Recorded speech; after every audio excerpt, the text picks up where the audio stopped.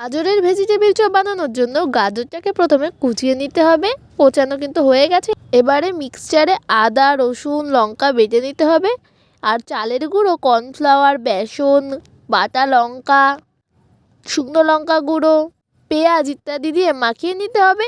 এবারে কড়াইতে অল্প পরিমাণ তেল দিয়ে গাজর ও মশলাটাকে দিয়ে ভালো করে মাখিয়ে নিতে হবে। এবারে আলাদা একটা পাত্রে অল্প করে চালের গুঁড়ো গুলিয়ে গাজরের পুরটা নাবিয়ে মুঠো মুঠো করে একবারে বিস্কুটের গুঁড়োর মধ্যে, একবার চালের গুঁড়োর মধ্যে ডুবিয়ে তুলে নিতে হবে।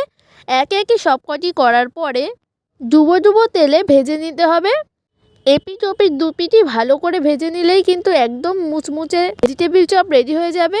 খেতেও দারুণ লাগে।